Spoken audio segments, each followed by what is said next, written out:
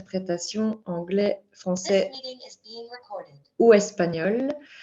Merci déjà à nos interprètes pour le travail d'interprétation tout au long de ce webinaire. Je vais commencer par quelques précisions techniques pour que tout se déroule au mieux. Donc, comme je le disais, l'interprétation est disponible en français, anglais, espagnol. Et vous pouvez donc choisir l'interprétation au bas de votre écran. Vous avez entendu que le webinaire est enregistré pour l'utilisation d'extraits éventuellement via nos réseaux sociaux. L'identité des participants ne sera pas révélée, celle des intervenants, oui, mais pas des participants. Même si vous prenez la parole, on ne partagera pas vos données personnelles. Et enfin, à la fin de notre webinaire, nous aurons sans doute l'occasion d'avoir un échange via des questions-réponses. Évidemment, si le temps le permet, ce que nous allons, promis, essayer de faire. En attendant, il y a le chat. N'hésitez pas à partager vos questions, vos recommandations par écrit et nous essayerons un maximum pendant ce webinaire d'en tenir compte. Donc, bonjour à toutes et tous et bienvenue à ce séminaire sur la situation des ressortissants européens au nord-est de la Syrie, ressortissants avec un focus notamment sur la situation des enfants. Je vous remercie vraiment d'être parmi nous aujourd'hui. On voit que c'est un sujet de préoccupation croissante, que de plus en plus d'acteurs s'intéressent au sujet. C'était aussi notre intention dans cette mobilisation à l'échelle du Parlement européen, c'est de faire grandir la reconnaissance d'une situation problématique, étant donné que nous voyons qu'au sein de nos États membres, les lignes bougent beaucoup trop doucement. Et donc, merci à toutes et tous de participer à ces échanges aujourd'hui. Et j'ai une pensée toute spéciale pour les familles, les proches des personnes qui sont détenues encore dans les camps du nord-est de la Syrie et qui participent aujourd'hui à ce webinaire. Un grand merci aussi à mes collègues européens. Je commence avec Javier Nart, eurodéputé du groupe libéral, avec qui nous co-organisons ce séminaire, mais aussi Sylvie Guillaume du groupe socialiste qui interviendra via une petite vidéo dans quelques minutes, et José Manuel Garcia Margallo du groupe des chrétiens démocrates qui, avec nous, organise ce séminaire et montre à quel point le sujet dépasse les clivages politiques. Merci aussi aux intervenants que nous aurons l'occasion d'entendre dans quelques minutes.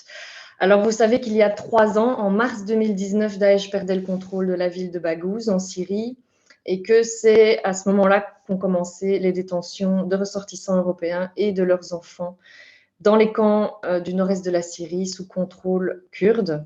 Nous parlons aujourd'hui du sort de plusieurs centaines, dizaines de femmes, centaines d'enfants. Et dans leur grande majorité, ces enfants sont toujours âgés de moins de 12 ans, majoritairement détenus dans les camps de Al-Hol et Al-Roj au nord-est de la Syrie. Il y a aussi encore des dizaines d'hommes qui sont détenus, principalement en Irak. Et notre discussion aujourd'hui portera particulièrement sur les enfants et leurs mamans, mais nous n'en oublions pas pour autant les autres personnes, ainsi que les civils irakiens et syriens qui continuent à se trouver dans ces camps dans des conditions humanitaires déplorables. Et donc, la situation dans les camps est extrêmement difficile, extrêmement compliquée, tant sur le plan humanitaire, des conditions de vie, de l'accès à des soins de santé, à l'éducation, des situations extrêmement précaires, des conditions de vie humainement indignes, et aussi des risques sécuritaires qui grandissent chaque jour davantage. C'est ce que nous aurons l'occasion d'entendre et d'échanger avec les intervenants dans le cadre du premier panel. Face à cette situation, bien, les réactions de nos États membres ont été très différentes. Certains États ont décidé de rapatrier leurs ressortissants au compte-gouttes, mais on voit bien qu'il y a une réelle absence de volonté politique réelle de rapatrier de manière coordonnée, rapide et collective les ressortissants européens et quelque part que nos États membres assument leurs responsabilités. Du côté du gouvernement belge, mon pays, il y a un an tout pile, le gouvernement décide. Oui. Saskia, je suis vraiment désolée. En fait, il faut que tu passes sur le canal français, sur l'interprétation. J'y suis. Est-ce que c'est mieux comme ça pour les interprètes? Ok. Merci. Donc, face à cette situation, les États européens ont réagi de manière différente et le gouvernement belge a pris la décision, il y a un an, de rapatrier les mères et leurs enfants au cas par cas après différentes conditions, enfin le respect de différentes conditions, dont des conditions de passer un check de sécurité. Le rapatriement concerne les enfants de moins de 12 ans et de leurs mères qui sont de nationalité belge.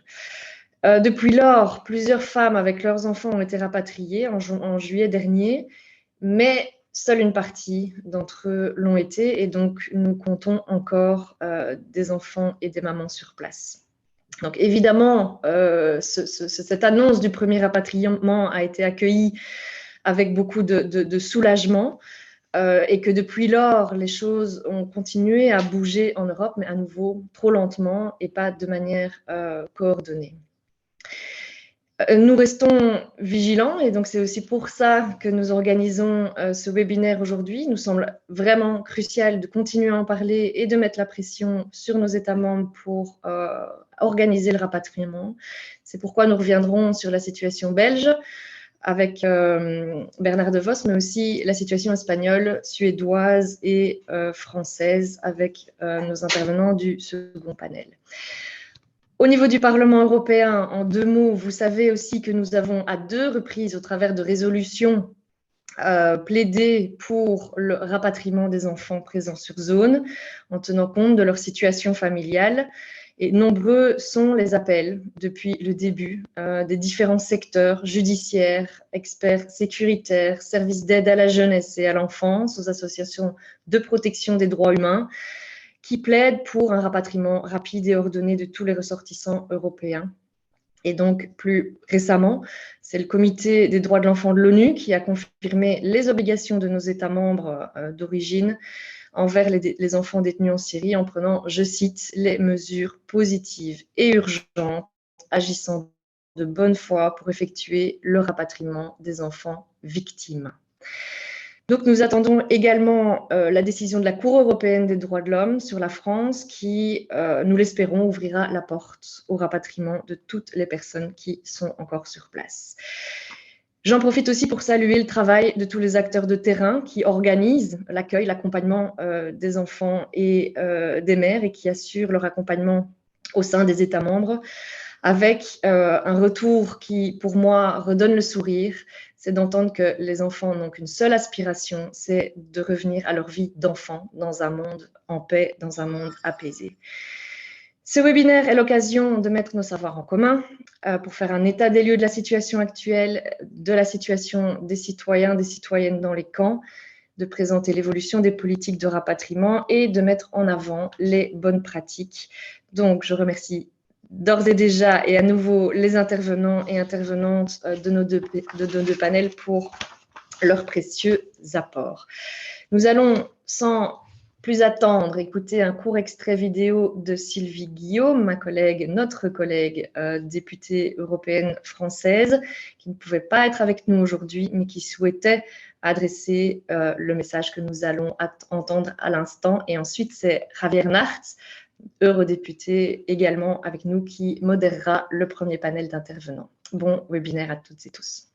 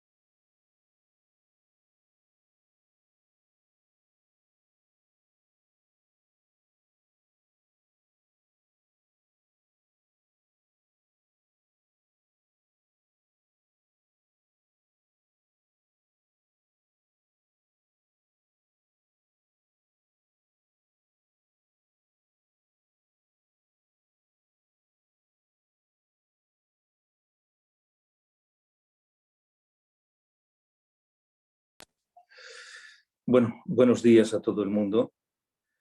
Quiero pasar la palabra a Pilar Cebrián, periodista, una mujer que ha estado en los campos, que conoce de primera mano lo que sucede allí y que ha escrito un magnífico libro que sencillamente mueve el alma y mueve y debe mover los sentimientos. El libro es El infiel que habita en mí y habla de lo que ocurre con las familias y lo que ocurre en los campos de Alhol y Roj.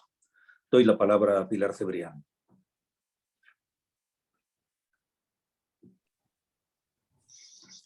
¿Qué tal? Buenos días a todos. Lo primero, quiero pedir disculpas por las condiciones técnicas de mi conexión, pero ahora mismo estoy en la frontera entre Ucrania y Polonia cubriendo la crisis humanitaria de los refugiados ucranianos.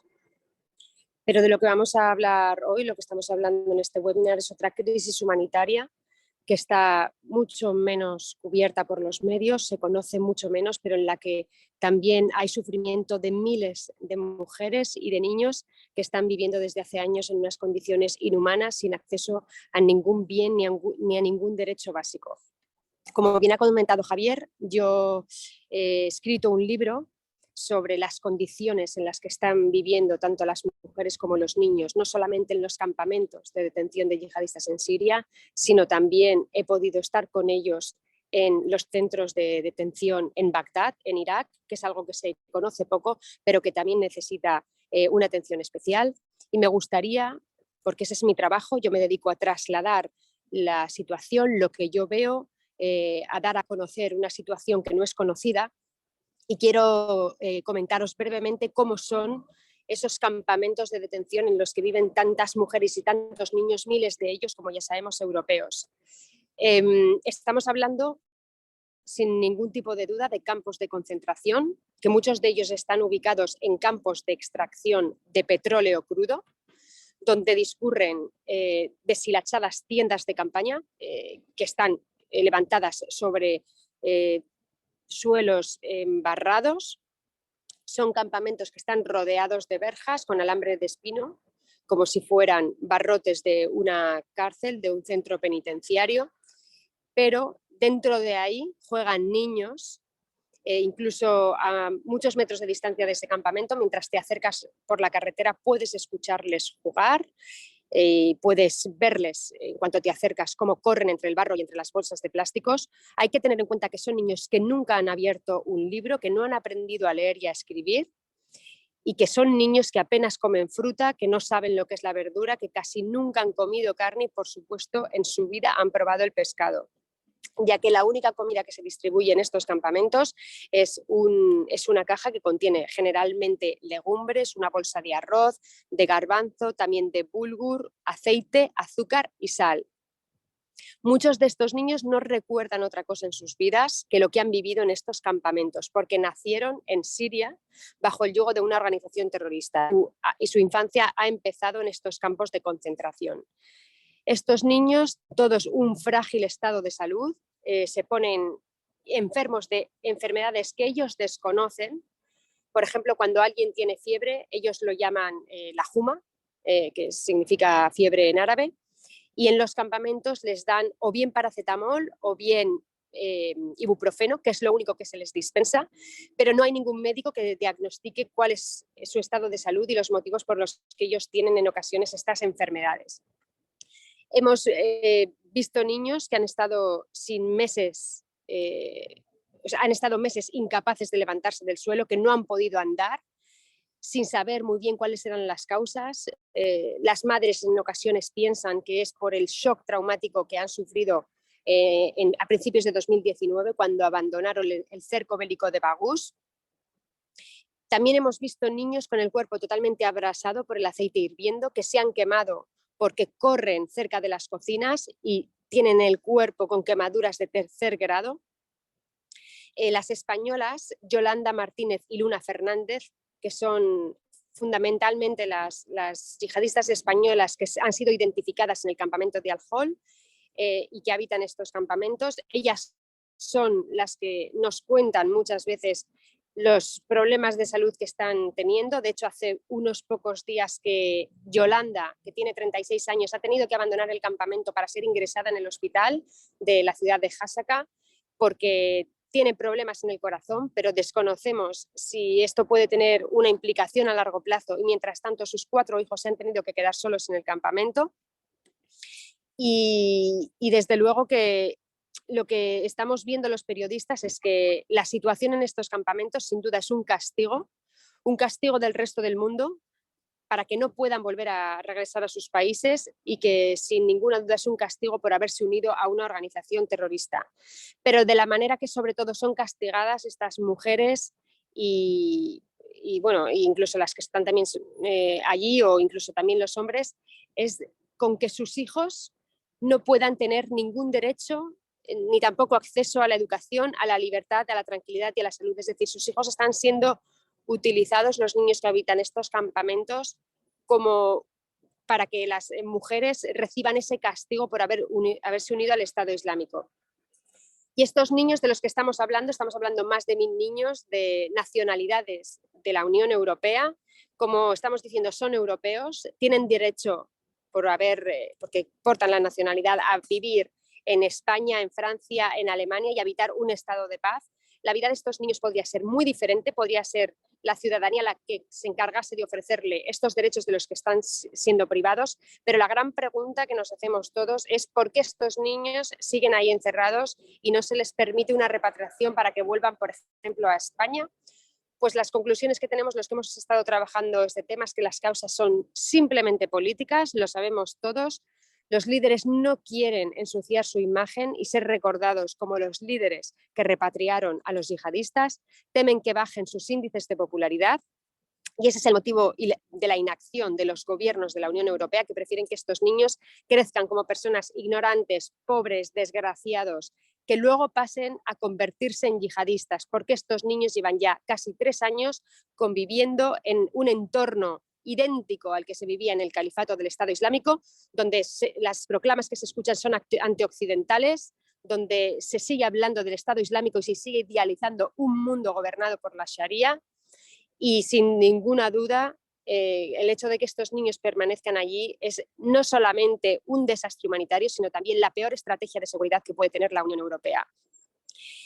Y como os imaginaréis, como muchos de los que estamos en este webinar, la opinión que tenemos es que tanto estas mujeres como estos niños deben regresar a Europa. Mi opinión es que los niños deben regresar con las madres, no se les debe separar, porque esa estrategia de que algunos países europeos solo quieran repatriar a los niños me parece una estrategia perversa, porque saben que no se les puede separar. Lo peor que se les puede hacer a estos niños es separarles de sus madres y desgraciadamente muchas familias en Europa están teniendo que tomar la decisión de que los niños vivan en esas condiciones antes de que se separen de sus madres. Es decir, es peor que vuelvan a los países de origen separados de sus madres y de repente con familiares que apenas conocen antes de que sigan viviendo en estos campos de concentración. Pilar, creo que perdóname. esta es una responsabilidad. ¿Sí? Pilar, es que tenemos 8 minutos. Perdón, solo voy a decir, creo que esto es responsabilidad de los Estados miembros porque este es un terrorismo made in Europe. Estas personas se radicalizaron en nuestras fronteras y por eso deberían regresar a ellas. Gracias. Bueno, muy agradecido a Pilar por su intervención, que ha sido una intervención de testimonio directo y moviendo el corazón de quienes se llaman políticos, pero precisamente ser político es solucionar los problemas de la gente, no significativamente buscar la propia popularidad. Doy la palabra a Sonia Hush. Yo conozco Save the Children, que es la organización que ella preside. Es una organización presente en muchos lugares y que está haciendo una labor extraordinaria en los campos de Al-Hol. Me parece modélica la actuación de Save the Children y precisamente esta webinar es Save the Children, salvar a los niños. Doy la palabra a Sonia Hush. Thank you very much, and thank you all for the opportunity to speak to you today. I'm here today because Save the Children has been supporting foreign women and children in Al-Hol and Roach camps since 2017. We provide education, child protection, and nutrition services across both camps, including to many European nationals.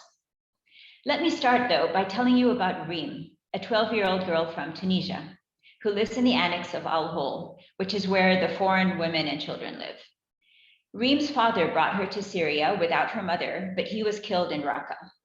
Reem was then taken in by a neighbor and now lives with her in the annex. She told us, "I forgot my mother's voice. I can hardly remember her face.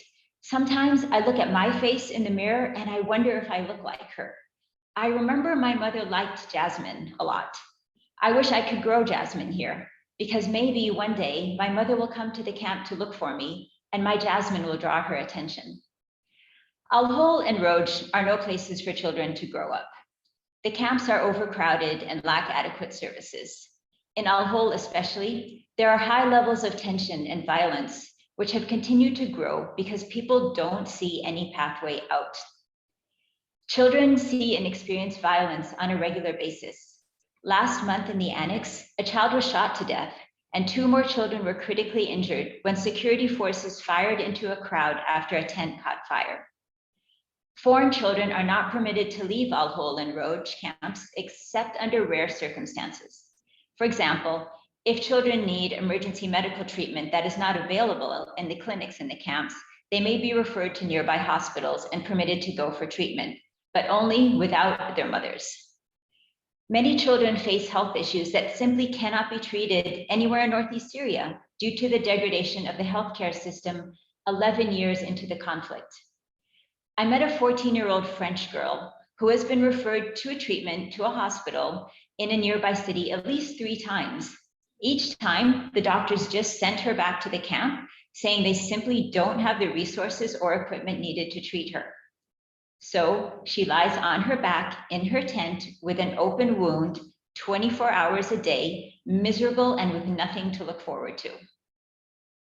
Women and children have died due to lack of health care. An 8-year-old girl from Azerbaijan that we were supporting died from not being able to access regular kidney dialysis. In December 2021, a French woman died in Roj because of complications from diabetes, leaving behind a 6-year-old daughter. Child protection risks in the camp are also high. The insecurity and fear that children experience in the camp and the uncertainty about what their future holds exacerbates their anxiety and depression. Last year, I met a teenage girl from Trinidad who asked, with a huge amount of exasperation in her voice, "When am I going to start to live?" So this constant state of uncertainty exposes children to high levels of toxic stress with possible long-lasting negative impacts on their well-being. The severe levels of violence and deprivation that the children experienced under ISIS and continue to face in the camps inflicts a severe psychological toll on them. 47% of mothers that Save the Children spoke to in Al Hol Annex said that their children are always or usually upset, and 37% said their children are always or usually angry. One mother told us that her son is quiet in general, but sometimes gets very angry or scared at night. She believes that he has nightmares because of what happened to him in the past under ISIS. Finally, education remains limited. I've seen firsthand, though, that children are enthusiastic learners. A French girl that I met at the school we run in Roj demanded more advanced classes, as she was determined to fulfill her dream of becoming an architect one day. School can also provide a safe place for children during the day. Yet we know that our work in the camp cannot address the underlying trauma caused by the ISIS ideology. We know that the best chance these children have for a productive and nonviolent life is to be repatriated to their countries of origin. The education and social protection systems in their countries will provide children support to develop their social, emotional, and critical thinking skills, which is what they were not allowed to do under ISIS, but what they so desperately need. The children of Al Hol and Roj mostly just want a normal life. I remember one boy asking me, "Why can't we just have a normal school like in a normal country?" Mothers want their children to walk around freely, to see their families, to go to school and grow up healthy. They really worry about their children facing lifelong discrimination and stigma of being ISIS children because of their early life in these camps. When there is political will and an emphasis on the rights and best interests of a child, repatriation gives children the best chance to rebuild their lives.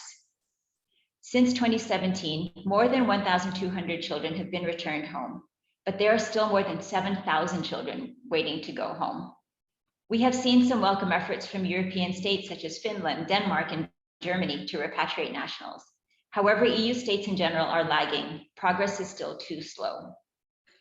One European grandmother sent me an email with an update on Zaid, a little boy who had been under the care of Save the Children in Al Hol camp.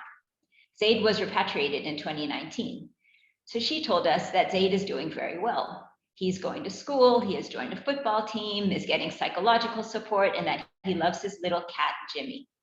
She ended by saying, "It is a lot of work to give him all he needs for a free and happy life, but we do our best." All of us here today recognize the significant complexities involved in this issue. But humans crave connection, and they will find it somewhere, which is why, pragmatically, it is ultimately better to bring these children to their countries of origin. This will connect them to a cultural, educational, social, and even a justice system that understands and prioritizes humanity and diversity, rather than leaving them to be recruited by ISIS or another group in the future. These children have been subjected to violent extremism more than anybody. They don't need countering violent extremism approaches that assume that they are already members of ISIS and will stigmatize them further. What these children need instead is an approach that addresses their developmental and reintegration needs.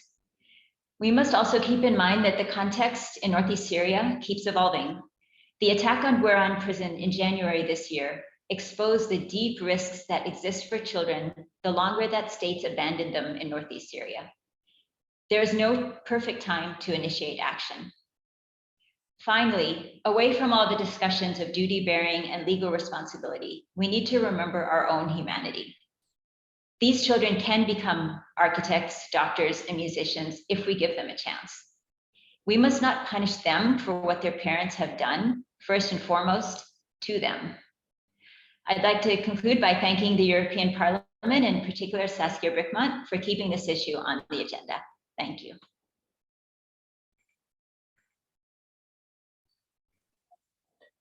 Bueno, muchas gracias a Save the Children y a Sonia por lo que ha hecho y por lo que están haciendo y por la ayuda humanitaria que están dando a esos niños. Realmente su nombre, Save the Children, se corresponde con lo que están haciendo. Mi agradecimiento más profundo. Tenemos otra ONG que está, en este caso, representada por Emily Ramsden, que es Rights and Security. Hicieron un magnífico informe en su momento sobre la situación en los campos y es un informe que vale la pena que ustedes lean y que escuchen a la señora Ramsden. Doy la palabra a la señora Ramsden.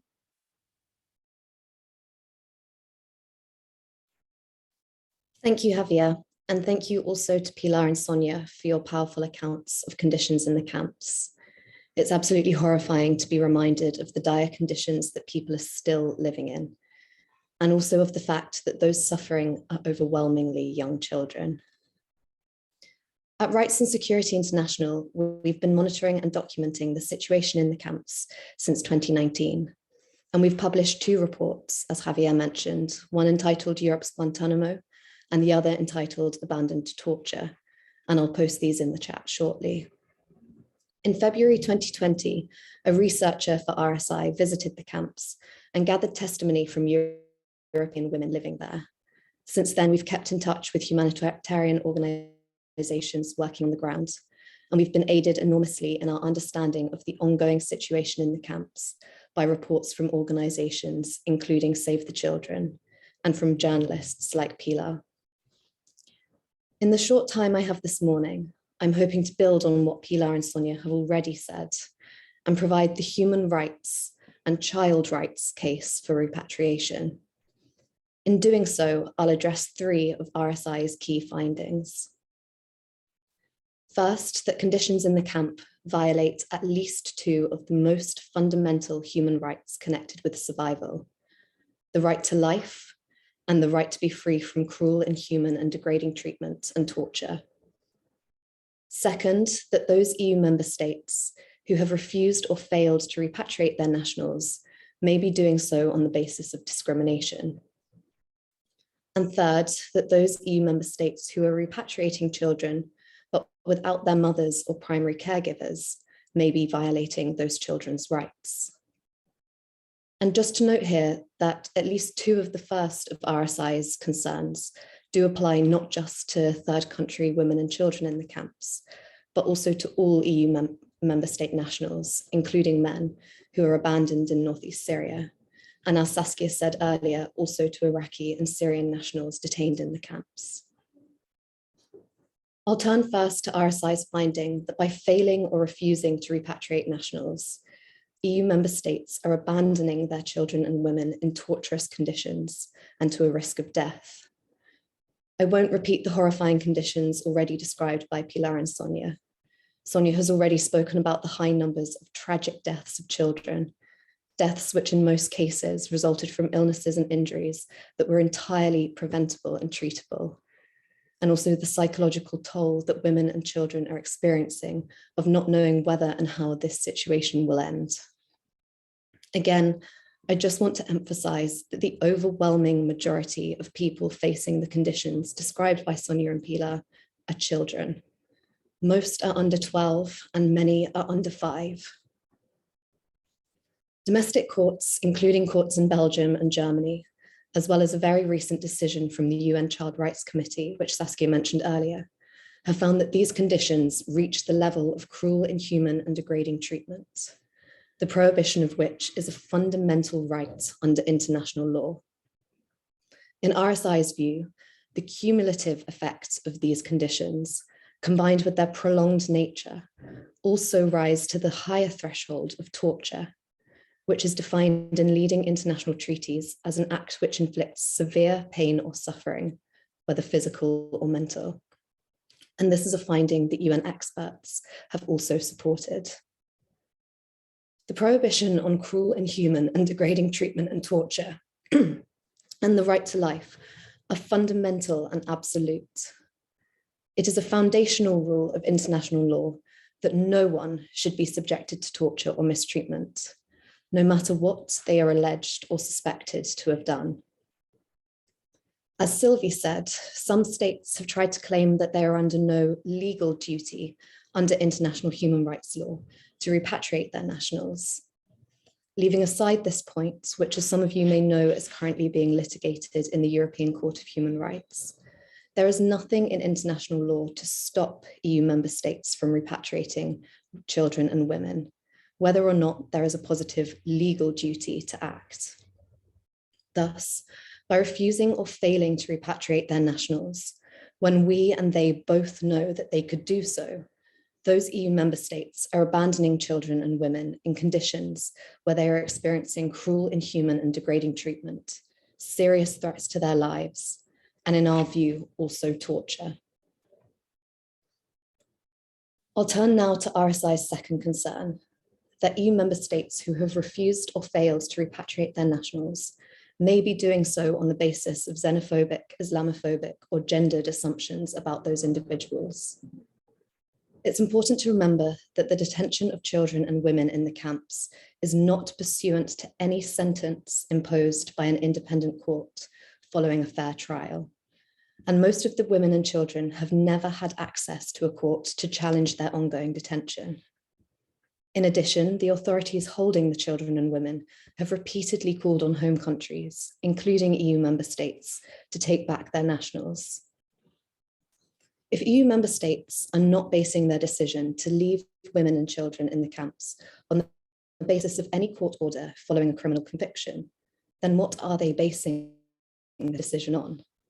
To the extent that EU member states are choosing to leave children detained in the camps because they belong to families with alleged ties to the Islamic State, this decision is clearly discriminatory and contrary to international law. The UN Child Rights Convention explicitly bans discrimination against children based on their connection to their parents or other family members.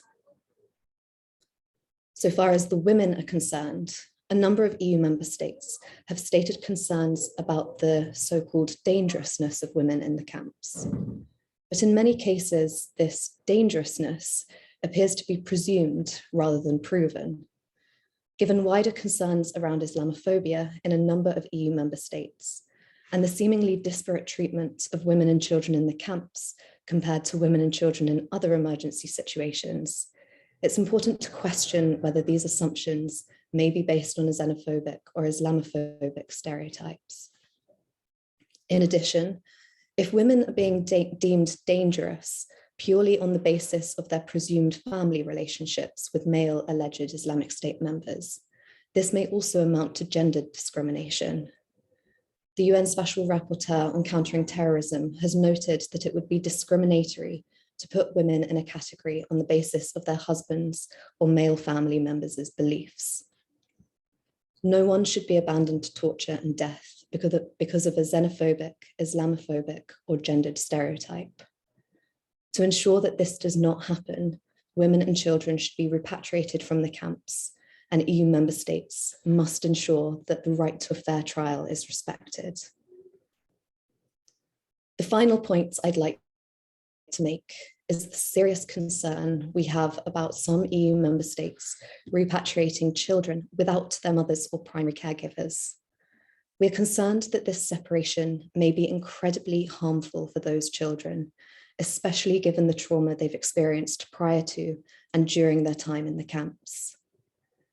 The UN's Child Rights Convention provides that children must not be separated from their parents or primary caregivers, except where such separation is in the best interests of the child. In this situation, we are concerned that in many, if not most cases, it will not be in the best interests of the child for them to be separated from their mothers or primary caregivers.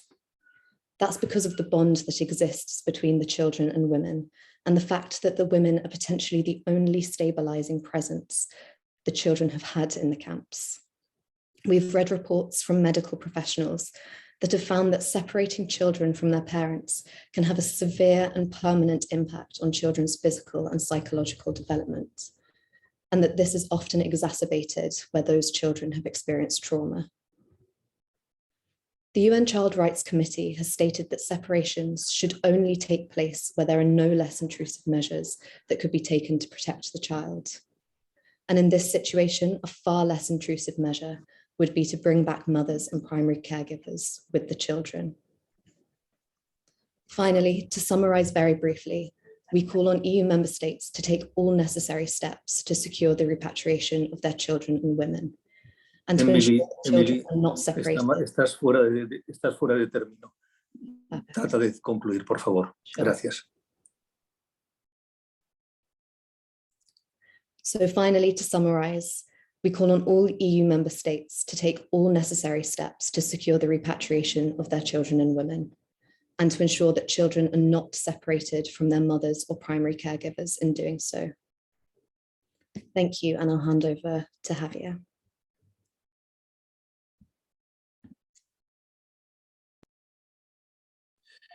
Bueno, Emily, muchas gracias por tu testimonio y por tu análisis que coincide absolutamente con la realidad de los hechos. Y ahora quiero dar la palabra a un amigo que fue ministro de Asuntos Exteriores del Reino de España, un gran ministro, y que ahora es un gran eurodiputado. Es José Manuel García Margallo, del Grupo Popular. José Manuel, adelante.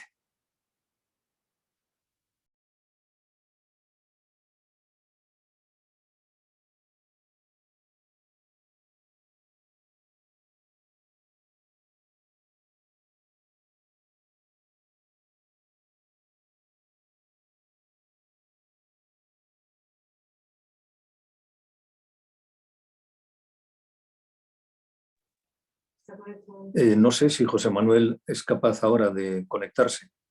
Si no lo es en este momento, podemos pasar a la segunda parte, y en este caso que la sigue dirigiendo Saskia Brigmont. Y cuando se conecte José Manuel, le damos la palabra. Creo que me están diciendo que tiene un problema técnico, por lo tanto, démosle tiempo y sigamos adelante. ¿Se está conectando ahora? Esperamos un momento para que pueda conectarse correctamente por los problemas técnicos. Vamos bien de tiempo, ¿eh? Y si tarda algo más, Entonces pasamos al segundo bloque y ahí podría tener su intervención. Javier. Pero esperemos unos... José Manuel, adelante. Javier, te esperamos buenos días. y tienes la palabra. Tienes la palabra, José Manuel. Javier, muchísimas gracias por invitarme a este foro y poder repetir los argumentos que planteé en la Comisión de Peticiones.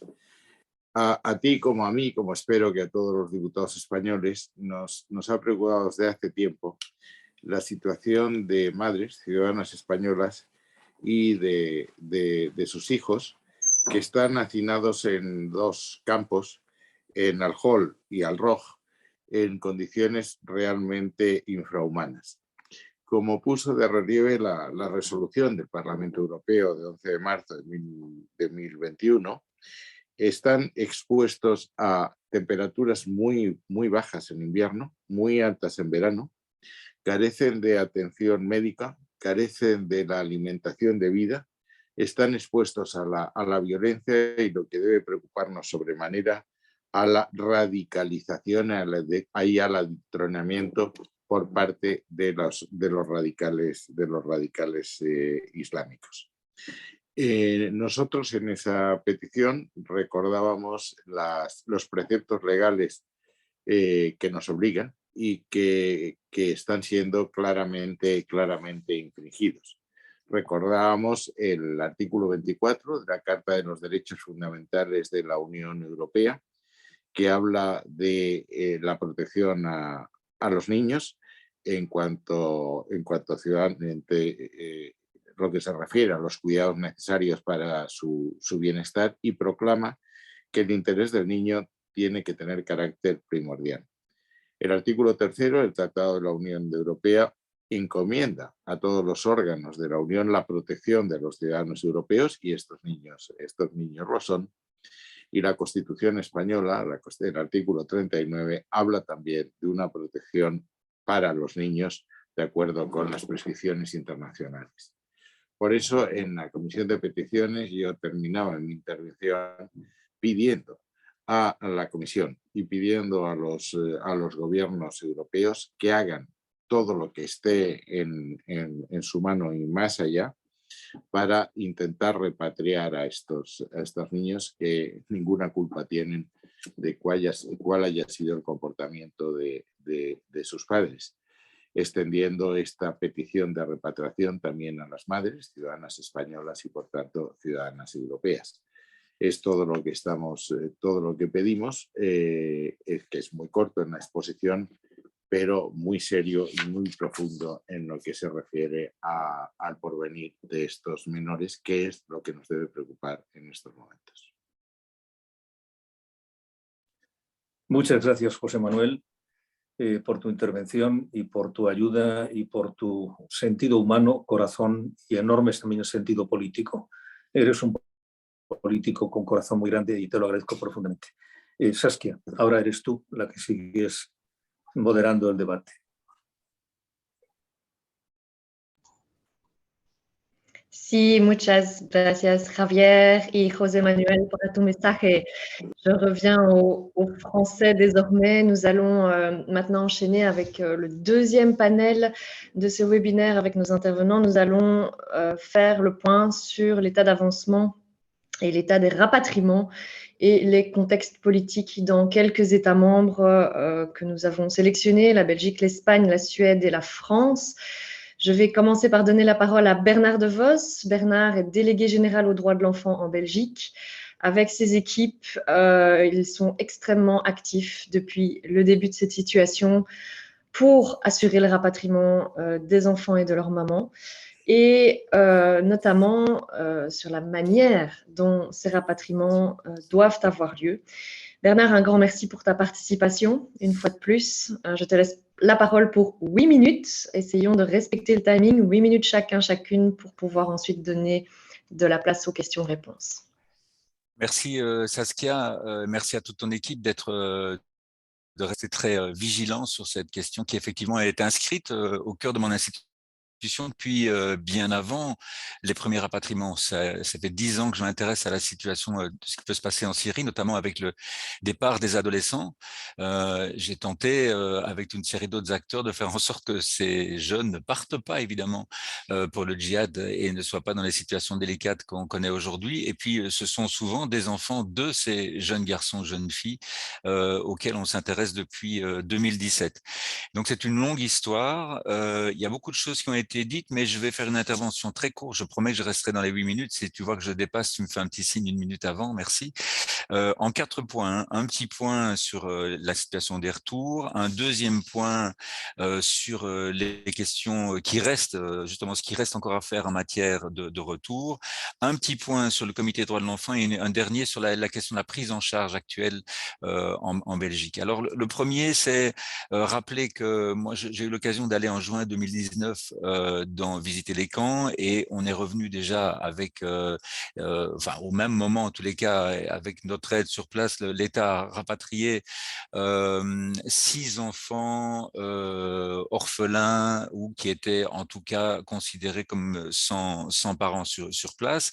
Et puis alors on a eu une situation assez inespérée puisque le 16 juillet 2021, après beaucoup de travail de lobbying, il y a eu le retour de 10 enfants plus 6 mères du camp de Al-Roj. Al-Hol, il n'y avait aucune possibilité de ramener à ce moment-là.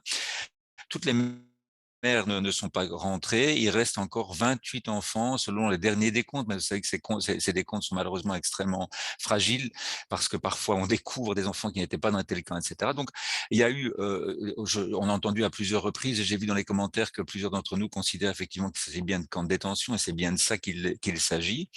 Depuis l'assaut de la prison de Hasake, on a réalisé aussi que des mineurs d'âge, des jeunes garçons étaient en prison avec les hommes.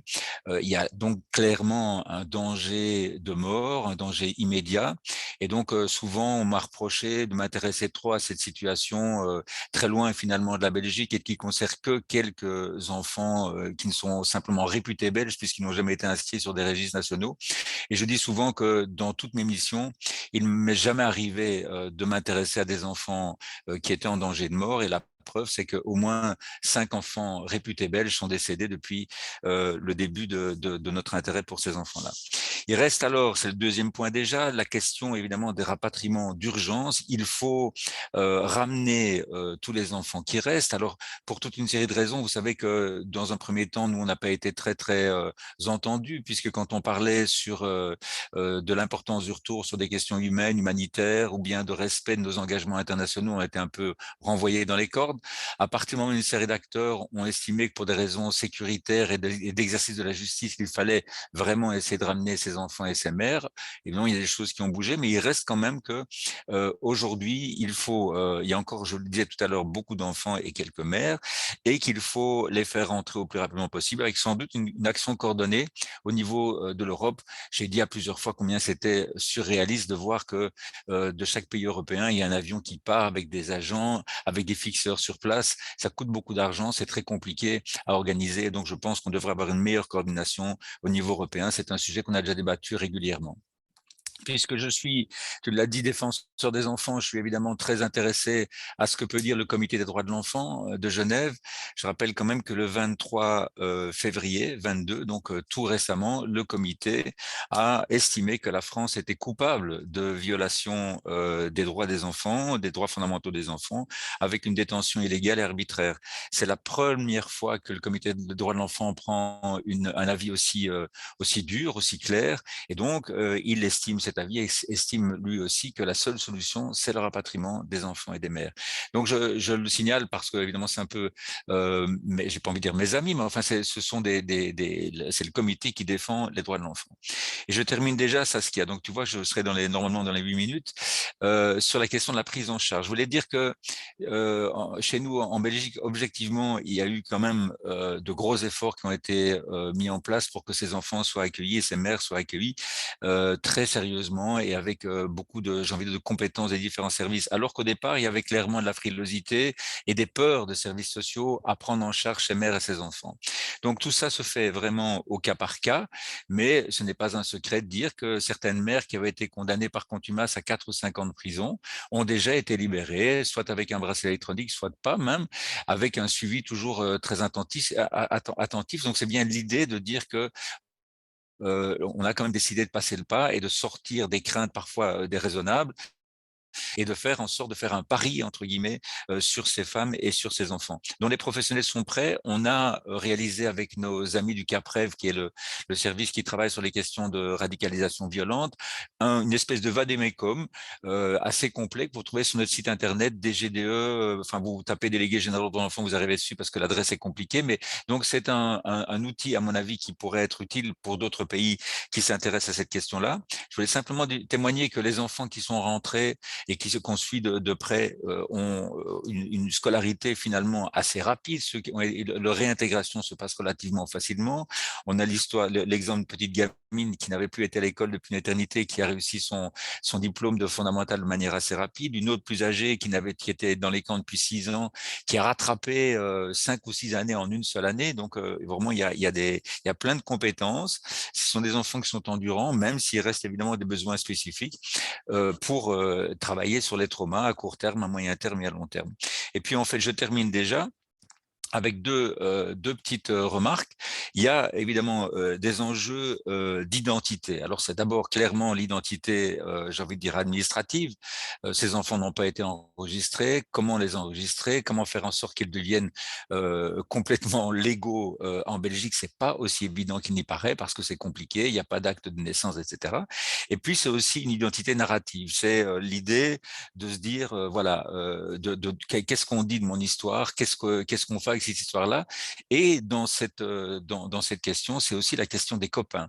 Il y a des copains qui sont toujours dans les camps et c'est très compliqué pour beaucoup de jeunes, notamment pour des adolescents, de se reconstruire correctement en Belgique en sachant que certains de leurs amis sont toujours dans l'enfer qu'ils ont quitté, parce qu'on ne doit pas avoir peur des mots, et je l'ai entendu assez régulièrement pour avoir eu l'occasion d'y aller. En tous les cas, dans le camp de Halol, c'est vraiment un enfer. Peut-être que Alroge est peut-être moins difficile, mais il reste quand même toujours que c'est de la détention et que c'est très, très difficile pour ces enfants. Je pense, Madame la Présidente de la table ronde, que j'ai été dans mes 8 minutes. Et je te remercie encore, Saskia, pour cet investissement. C'est parfait, Bernard, tu as bien respecté ton timing et évidemment, enfin voilà, on sait que c'est un sujet tellement large, vaste, qui touche à beaucoup de paramètres qu'on pourrait en parler pendant beaucoup plus longtemps.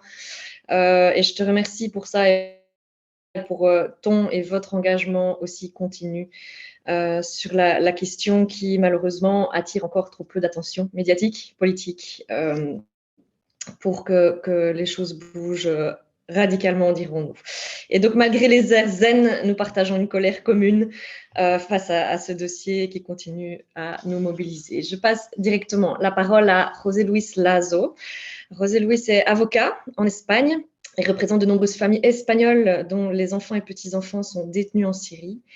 José Luis a notamment coordonné la pétition dont José Manuel a parlé et qui a été présentée devant le Parlement européen il y a quelques semaines. José Luis, tiene la palabra. Muchas gracias a todos. Me gustaría dar las gracias por el interés que han mostrado en esta situación de los menores europeos que se encuentran en los campamentos de prisioneros, que es lo que son en Siria. Yo como abogado pues he podido trabajar con anterioridad en temas de derechos fundamentales. He actuado como observador internacional en Marruecos, en juicios de saharauis. He hecho verificaciones sobre vulneraciones de derechos indígenas en países de Centroamérica, pero no he tenido un contacto directo con una situación como esta.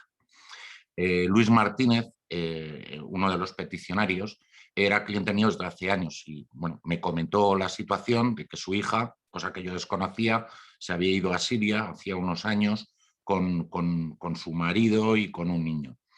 Evidentemente él lleva años luchando por esta situación, intentando traer a sus nietos y a su hija a España. Él ha planteado este tema a la comisión de peticiones y está en fase de análisis, pero sí que me gustaría solicitarles su apoyo como eurodiputados para instar al Gobierno de España a actuar.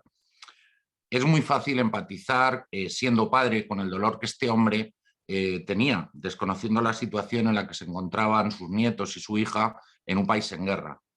Desgraciadamente la guerra terminó, pero la situación sigue siendo la misma y se encuentra en la misma situación, con miedo y desconociendo la situación en la que se puedan encontrar actualmente tanto su hija como sus nietos.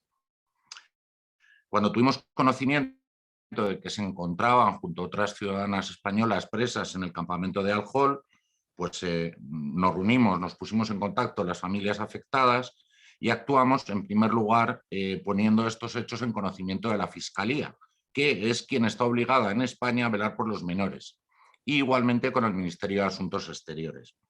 La reacción del ministro, entonces ministro, señor Borrell, fue decir que efectivamente eran ciudadanos españoles y que iban a traerlos a España, los iban a repatriar.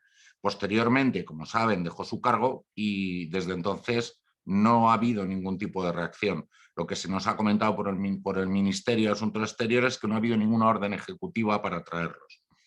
Por parte de la Fiscalía no ha habido tampoco reacción. La única reacción que hemos podido leer absolutamente extraoficial fue del teniente fiscal de la Audiencia Nacional, que manifestó que un niño de 5 años ya puede estar adoctrinado y ser un factor adoctrinador en los colegios. Esto evidentemente se hizo de manera extraoficial en una charla, pero lo que demuestra realmente es que en este caso parece que está primando el miedo sobre los derechos de los menores. Entiendo que toda la ley, que tanto la legislación de la ONU como la Unión Europea, como la propia legislación española, garantizan los derechos de los menores. El artículo 3 de la Convención de Naciones Unidas sobre los derechos del niño obliga a los Estados a asegurar al niño la protección y el cuidado que sean necesarios para su bienestar. Y la expresión correcta es obliga. Sin embargo, no se está cumpliendo con dicha obligación. La Carta de los Derechos Fundamentales de la Unión Europea establece en el artículo 24 que los niños tienen derecho a la protección y a los cuidados necesarios para su bienestar y que en todos los actos relativos a los niños llevados a cabo por autoridades públicas o instituciones privadas, el interés superior del niño constituirá una consideración primordial. Se está hablando del interés superior.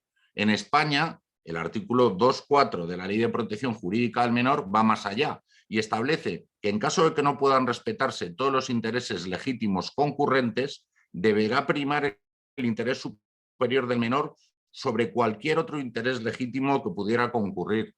Por lo tanto, las supuestas razones de seguridad no pueden imponerse al interés superior del menor. Y es la ley la que lo está recogiendo así. Desgraciadamente, podemos ver que lo que se ha optado por hacer es no actuar, dejar pasar el tiempo, como si ello fuera a resolver el problema, en lugar de acrecentarlo, que es lo que desgraciadamente entendemos que está sucediendo. Sabemos que los kurdos en Siria no solamente no tienen ningún problema en repatriar a los europeos, sino que están deseándolo, realmente lo están deseando. Solo hace falta una mínima gestión por parte del Gobierno de España para salvar a estos niños españoles, en este caso 14 niños, hoy abandonados por su país. La situación en los campamentos, como ya se ha dicho, es insostenible. Existe un grave riesgo para la seguridad de los menores. De hecho, la última información que tengo de la situación de mis clientes es de este pasado fin de semana. A Yolanda Martínez han tenido que sacarla de Roj, ingresarla en un hospital porque ha sufrido un infarto y tenía paralizado medio cuerpo. Necesita ser tratada, lógicamente, vista a los especialistas, y desconocemos la capacidad que puedan tener en ese hospital kurdo para ayudarla. Pero nos tenemos mucho que realmente no sea la adecuada. Luis ha recibido un mensaje de su nieto Bilal, de 11 años de edad, que se ha quedado a cargo de sus hermanos, Aisha, de 6, Khadija, de 4 y Omar, de 2. Estamos hablando de un niño de 11 años a cargo de 3 niños de 6, 4 y 2 años. Como comprenderán, esto ya es una situación de emergencia. La no actuación del Gobierno de España está poniendo en peligro no solo la vida de la madre, Yolanda, sino también la de los niños. Estos niños son españoles y europeos y deben ser protegidos por los Estados y por la propia Europa. Es su obligación y no es una cuestión de opinión, es que deben hacerlo por imperativo legal, porque es lo que marca la ley. No se puede buscar un equilibrio entre derechos fundamentales y razones de seguridad. O sea, Europa es quien es precisamente por defender los derechos fundamentales por encima de cualquier otra consideración. Yo, cuando acudía como observador a África o cuando acudía a Centroamérica y veía los problemas a los que se enfrentaban, pues lo hacía siempre con la mirada de un abogado español y europeo que pertenecía a un lugar en donde se respetaban los derechos fundamentales, a un verdadero Estado de Derecho. Comprenderán mi decepción cuando veo que en mi país, que en España y que en Europa no se respetan estos derechos fundamentales, cuando se vulneran los derechos del niño, en este caso por omisión, y no se cumple con la obligación legal de proteger a sus ciudadanos y más aún a los menores de edad. Esta no es la Europa en la que yo creía. Llegamos tarde, pero por favor, entre todos, intentemos arreglar esta situación. Muchas gracias.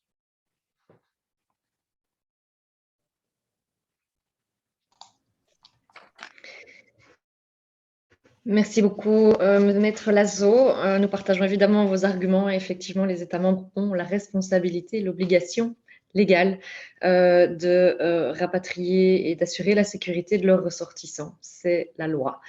Malheureusement, elle continue à ne pas être appliquée. Les différents rapports ou liens qui sont mentionnés par nos deux orateurs sont partagés dans le chat, notamment le rapport des organisations incluant le CAPREV en Belgique sur l'accueil des enfants et leur accompagnement en Belgique est disponible en français, mais ça peut déjà quand même servir de bonne pratique. Je donne la parole désormais à Eric Oulness. Eric Oulness va nous présenter la situation en Suède. Eric travaille pour l'ONG Save the Children également en Suède, qui accompagne les rapatriements qui ont déjà eu lieu. Eric, you have the floor. Thank you very much. I work as a policy and advocacy advisor in our domestic program for Save the Children Sweden. So I'm going to talk a little bit about the Swedish context and our experience with families that have returned from Syria, and also some important lessons learned that we bring with us to the future. According to estimates from the Swedish Security Service, around 300 Swedes traveled to Syria from around 2015 to 17.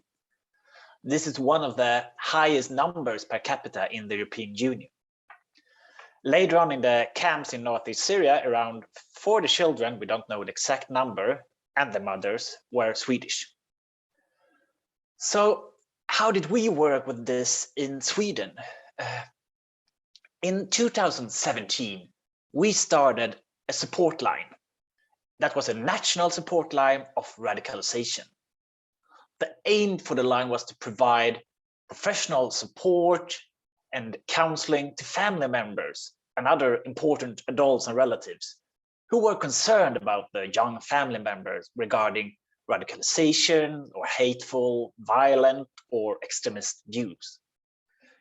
In 2019, we got in contact with families and relatives of the mothers and children in the Kurdish camps in Syria, but also then back in 2019 in the then last outpost of the Islamic State in Syria. And they wanted help from us because they wanted to help with able to better contact the Swedish authorities, like the Swedish Security Service, police, social service, Ministry of Foreign Affairs. We saw a big lack of trust from these families and relatives.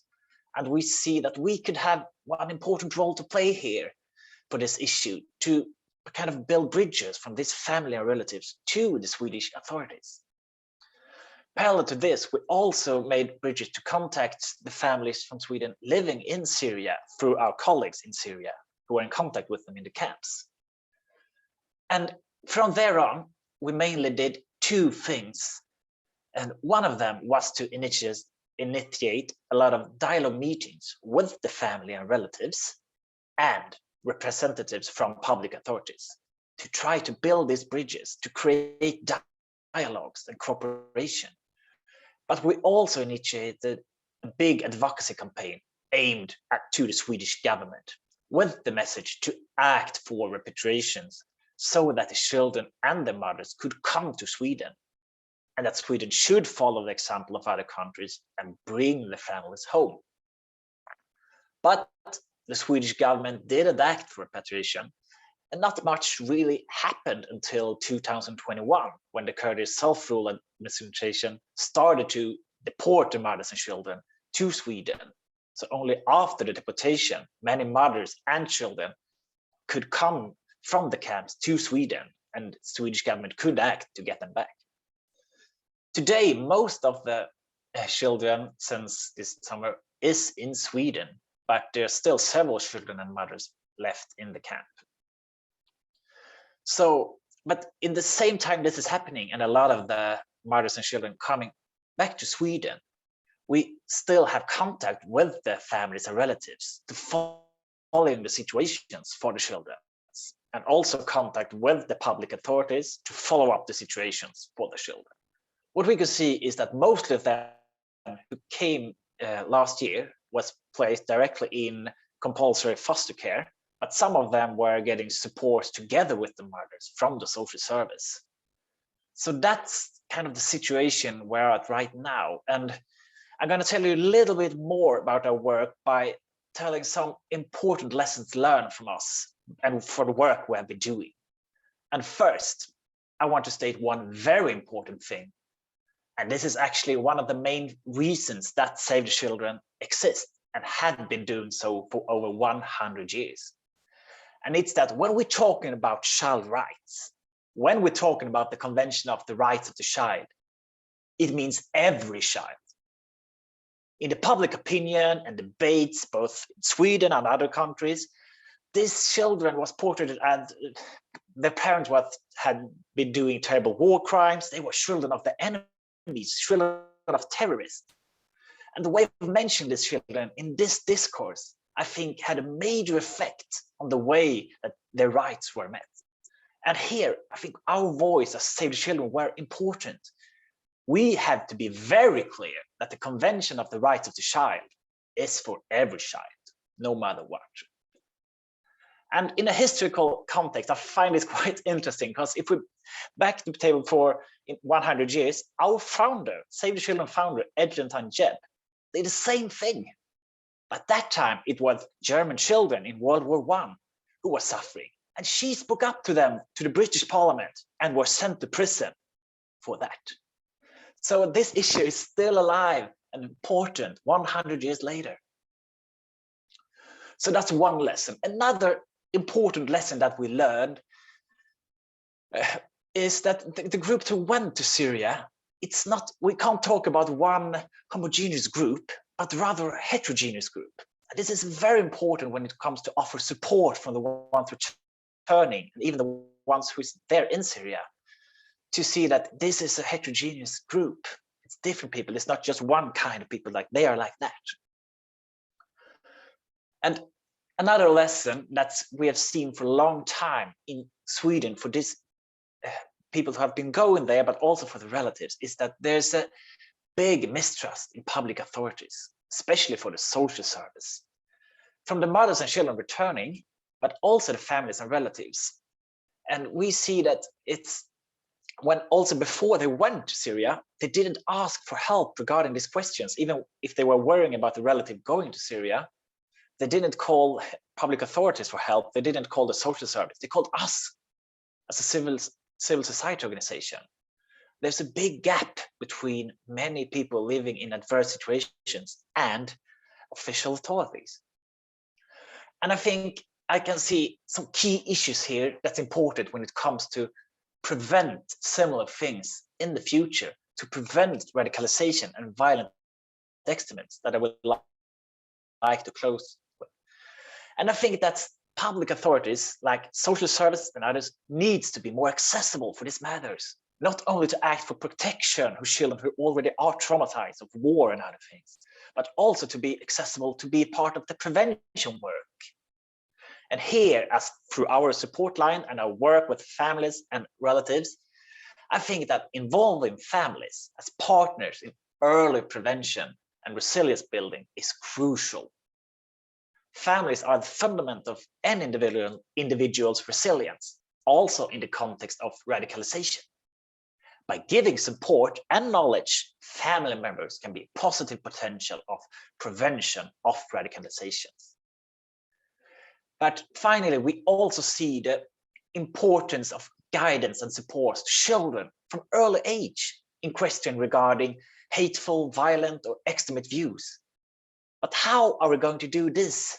Many people, and especially many people in school, ask themselves, how are we going to prepare schools and teachers for this? And I know this is an issue for many teachers who find it hard to talk about these issues.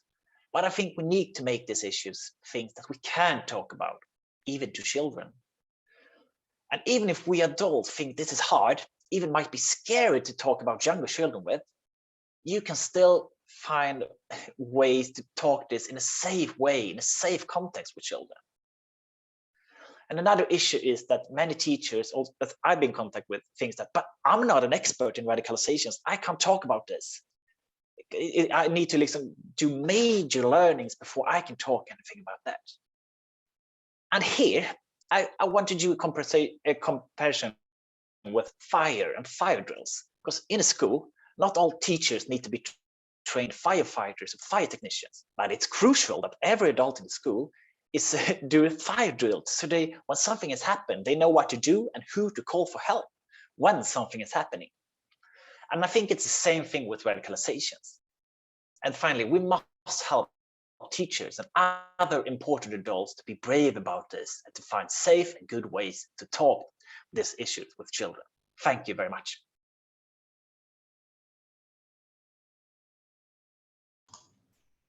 Un tout grand merci, Eric Oulness, pour ces recommandations qui permettent déjà en partie de répondre à Monsieur Pascal Cornili dans les questions-réponses, qui posent des questions justement sur la radicalisation et le fait de rapatrier des personnes radicalisées en Europe et ce que l'on en fait.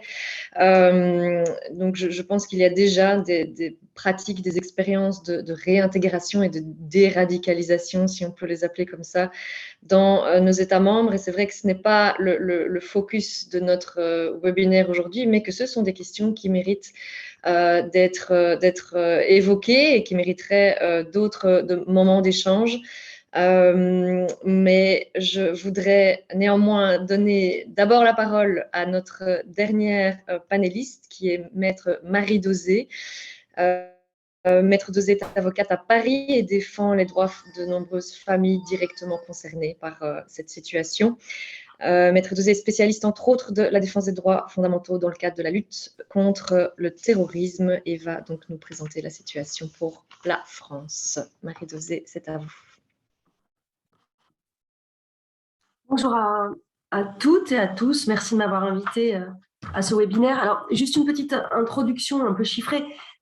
J'entendais tout à l'heure que ces enfants étaient dans les camps depuis 3 ans. Certains sont dans ces camps depuis 5 ans. Moi, j'assiste une fratrie qui commence sa 5e année dans le camp.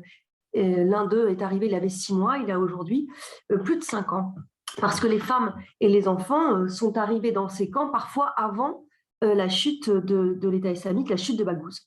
Donc voilà, ces enfants, à minima, ils sont depuis 3 ans et parfois depuis 5 ans. Où en est-on en France sur les rapatriements? Rappelons tout de même que, s'agissant des enfants européens, mais français de toute façon aussi, les 2/3 avaient moins de 6 ans lorsqu'ils sont rentrés dans ces camps. La grande majorité avait entre 2 et 3 ans et certains de ces enfants sont nés dans les camps. C'est-à-dire qu'en fait, on est aujourd'hui 3 ans plus tard, 3, 4, 5 ans plus tard, face à des enfants qui n'auront aucun souvenir de Daesh, mais qui auront pour seul souvenir de la Syrie les camps. Ce sont des enfants des camps. Et moi, je n'en peux plus d'entendre les enfants de Daesh, les enfants de djihadistes. Ce sont des enfants des camps abandonnés par leur pays. C'est quand même important de le souligner.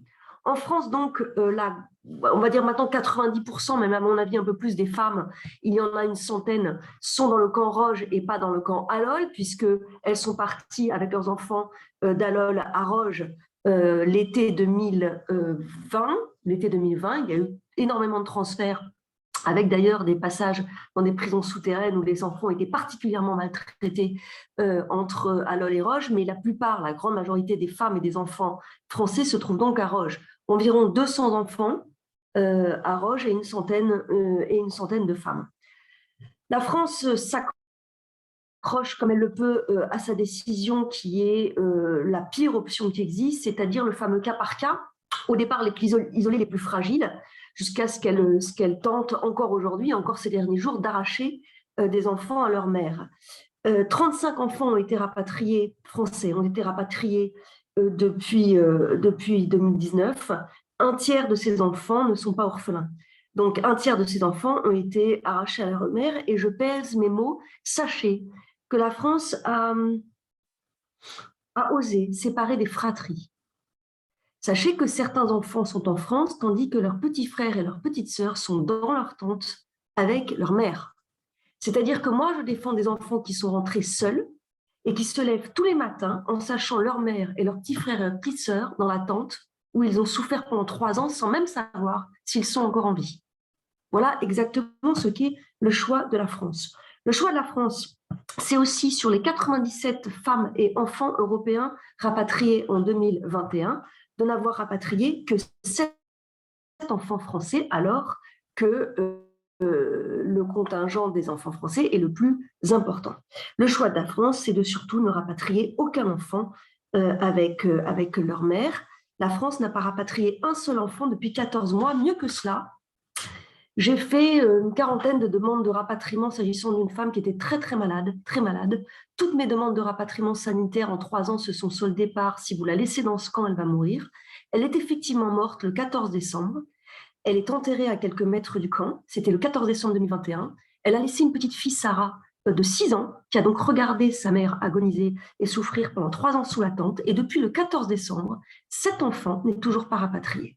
Alors, elle a vu partir ses petits copains néerlandais, elle a vu partir avec leur mère, elle a vu partir ses petits copains suédois avec leur mère, et elle, voilà 3 mois qu'elle est seule dans ce camp, alors même qu'elle est une orpheline fabriquée par la France. Ce qui doit être fait, c'est évidemment de rapatrier tous les enfants avec leur mère, c'est l'intérêt supérieur de l'enfant. Je rappelle que les autorités kurdes qui les détiennent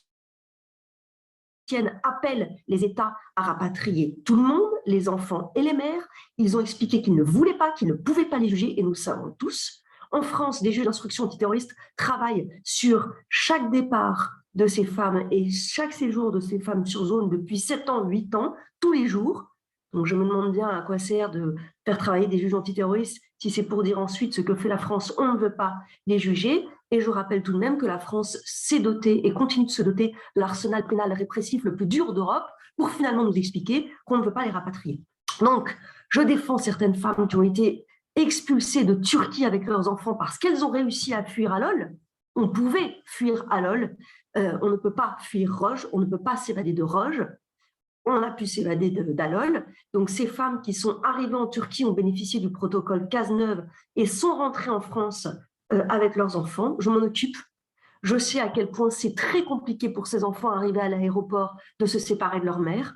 C'est d'une violence inouïe, mais au moins, tous les 15 jours, on va avoir maman en prison avec des éducateurs, avec des psychologues. On la sait en sécurité, on explique l'histoire, on explique pourquoi elle est en prison, quelle est sa faute. Et tous les 15 jours, l'enfant a rendez-vous avec sa mère, il la sait en sécurité et il se sait donc en sécurité. Des grands pédopsychiatres comme Boris Cyrulnik, Serge Efez expliquent qu'il est impensable, inhumain et profondément destructeur pour un enfant d'être séparé de sa mère en zone de guerre alors même qu'il vit 24 heures sur 24 avec elle. 24 heures sur 24 avec elle. Il dort avec elle. Elle est sa seule source, non seulement d'affection, mais de protection. Donc, tous ces enfants qui sont rentrés sur leur mère, il y en a peu, et j'espère qu'il n'y en aura plus, que la France va renoncer à cette humanité. Tous ces enfants rentrés sur leur mère ne vont pas psychologiquement, psychiatriquement le supporter, et j'en suis le témoin direct. Sur le droit, parce que nous faisons du droit, en France, la décision de ne pas rapatrier les enfants et leurs mères, ce refus de rapatriement est un acte de gouvernement insusceptible de recours devant les juridictions internes.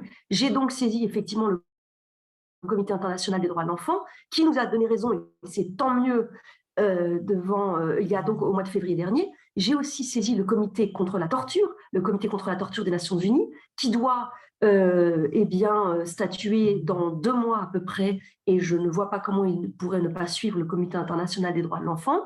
J'ai plaidé devant la Cour européenne en grande chambre au mois de septembre dernier. Nous attendons avec impatience cette décision.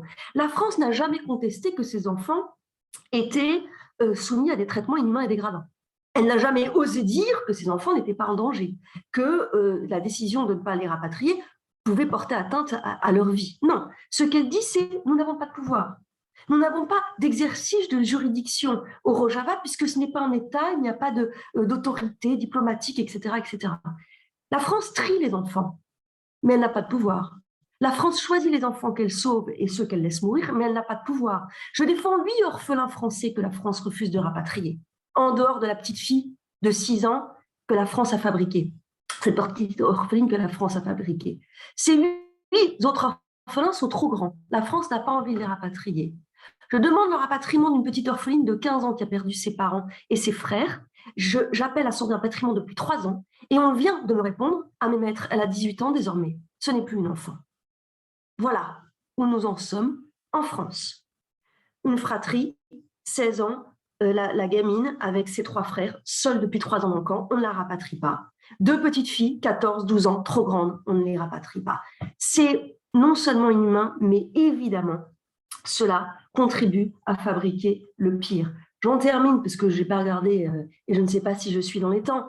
Je suis régulièrement reçue à l'Élysée, je suis très inquiète de cette position qui ne veut pas évoluer. La France s'isole de plus en plus, elle s'isole de plus en plus, elle se targue d'être le pays des droits de l'homme, elle passe son temps à donner des leçons aux uns et aux autres, mais je constate que contrairement à la Belgique, à la Finlande, au Danemark, à la Suède, elle n'évolue pas, elle refuse de rapatrier ses enfants avec leur mère.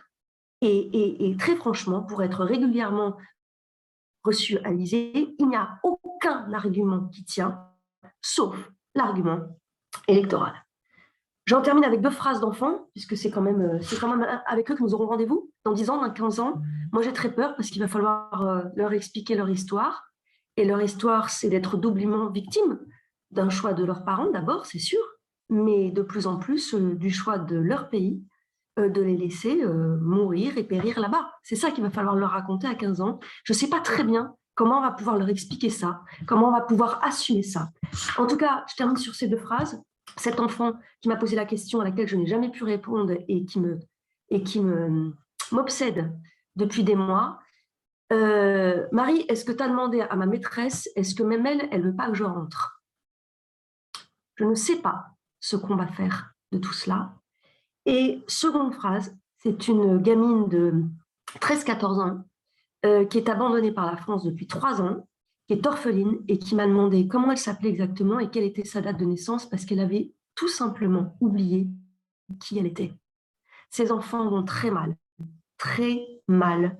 On ajoute du traumatisme au traumatisme et je suis désolée, mais après 3 années comme celle-là, force est de constater qu'ils sont d'abord victimes de ces pays qui les abandonnent. C'est une honte. Eh bien, voilà, merci Maître Dosé pour ce témoignage et ce rappel qu'effectivement, il s'agit donc de choix purement politiques de nos États, de rapatrier ou non, et que les arguments que vous présentez de la part de la France sont particulièrement fallacieux dans un contexte européen où justement, et c'est aussi l'appel de notre part, c'est qu'il y a moyen, s'il y a volonté, de s'organiser entre États européens pour organiser correctement, collectivement, le rapatriement de ces enfants et de leur maman. J'ouvre le floor aux questions et aux réponses. N'hésitez pas à nous faire part de vos questions dans le chat et dans le Q&A qui est en bas de l'écran et prévu à cet effet. J'invite tous les intervenants à réactiver leur caméra parce que je donnerai la parole à celle ou celui qui souhaite adresser un mot complémentaire suite à l'ensemble des interventions et répondre aux questions qui nous parviennent. Donc, je vous invite, si vous êtes encore connectés, à nous rejoindre dans le panel et à activer votre caméra. Nous avons donc eu une première question à laquelle il a déjà en partie été répondu, mais sur la question de la radicalisation et sur la prise en charge finalement de personnes qui pourraient être radicalisés par nos États membres. Donc, si l'un d'entre vous ou l'une d'entre vous souhaite intervenir là-dessus, s'il vous plaît, allez-y. Nous avons aussi une deuxième question qui nous parvient de Benoît. Excusez-moi, la question a disparu. Non, Benoît Van Kelsbill, qui nous partage dans le Q&A un lien qui est remis dans le chat vers la décision du Comité des Nations Unies pour les droits de l'enfant. Est-ce que l'un ou l'une d'entre vous souhaite intervenir sur la question de la radicalisation plus particulièrement, même si ce n'est pas le sujet central aujourd'hui, mais si l'un d'entre vous a un témoignage par rapport à cet enjeu-là, qui est souvent aussi celui, sans doute, qui explique la frilosité de nos responsables politiques face à une opinion publique qui considérerait qu'on ne veut pas rapatrier des personnes radicalisées en Europe. Allez-y, dites-moi si... Madeleine Guyot. Oui, bonjour. Donc voilà, je tiens à excuser Bernard DeVos qui a dû nous quitter pour d'autres engagements. Alors nous, on n'est pas spécialisés sur les questions de radicalisation des adultes ou d'engagement, on va dire plutôt violent.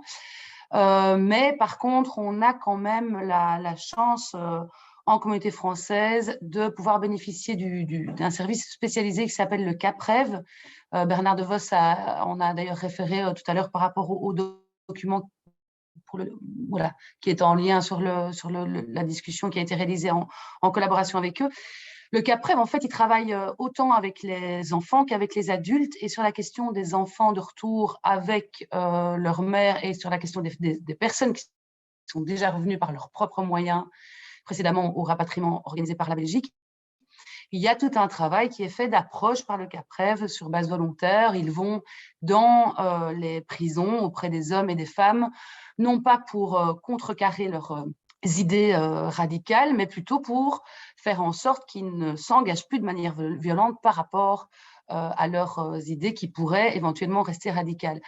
Ce qu'on constate pour l'instant, puisque le CAPREV est mis en place depuis un certain temps, et ça je peux en témoigner uniquement par rapport aux parents, donc par rapport aux mères et par rapport à leurs enfants, c'est d'une part qu'on voit au niveau de la Belgique que c'est des personnes qui n'ont pas été déchues de leur parentalité, et donc ça c'est déjà aussi un premier élément intéressant, c'est-à-dire qu'on considère qu'au-delà du fait qu'effectivement c'est peut-être des personnes qui se sont engagées par rapport à des idées radicales et qui ont voulu les défendre de manière qui n'était évidemment pas du tout appropriée. Il n'empêche que peut-être que ces personnes ont fait un travail déjà de réflexion par rapport à ces idées et sont toujours considérées comme des parents aptes et capables à pouvoir éduquer leurs enfants. On constate aussi que pour les mères qui sont sorties de prison, il y a un véritable travail de réintégration qui est fait d'insertion socio-professionnelle de formation. Peut-être juste rappeler que quand on détient des adultes pour des actes qu'ils ont commis, la logique de détenir des adultes en prison, c'est bien de travailler en premier ordre sur leur réintégration. Et on constate que le travail qui est fait à partir du CAPREV dans la réintégration de ces mamans, c'est aussi en lien par rapport à leurs enfants. C'est-à-dire que c'est vraiment un élément important de leur réintégration, c'est le fait de pouvoir continuer à être des mères protectrices et aimantes. Donc voilà, je ne sais pas dire plus sur le sujet et je pense que ça vaudrait la peine si jamais Saskia, tu veux faire encore un webinaire sur cette question, faire appel alors au CAPREV qui commence vraiment à avoir une grande expertise dans la matière, en tout cas du côté francophone en Belgique. Voilà, merci. Merci beaucoup Madeleine pour ces précisions. Nous avons aussi Eric Oulnès qui lève la main ainsi que Marie Dosé, mais j'ajoute une question spécifique à Marie, comme ça vous pourrez inclure votre réponse. Question de Benoît Van Keriksbill qui demande si il y a eu un quelconque changement dans l'attitude des autorités françaises suite à la décision du comité. Donc je donne d'abord la parole à Eric Oulnès sur la question de la radicalisation. Thank you. Well, one issue that I think it's important to point out is that it's one idiot-proof way to make sure this children in northeast Syria is radicalized. 100% idiot way, and that proof way, and that is to let them be left there if they will survive these terrible conditions of the camp, they will still be radicalized. That's the perfect plant school for future terrorists. But so the first thing is that we have to repatriate these children. And when it comes to children that I've been working with for my whole professional life, it's like these children doesn't need, the needs of these children isn't too big different between other children that come from crisis and come from trauma. They need safe adults. They need to be children, and they need to do things that's good for children who has been experienced an enormous amount of stress and trauma. They need to be able to play. They need to have safe relations with adults. They need to be children. That, I think, is the key part. But sometimes with these kids, we think like, we're so afraid of what I'm going to do. Is these kids radicalized, even young children? And I think we need to treat them as children. Children with big needs, big trauma, but still children. And when it comes more, as I told before, I think it's key part to work with the family's network, the relatives, the families, because that's a big positive resilience factor to work with relatives and families. So I think that's a key point as well. Thank you.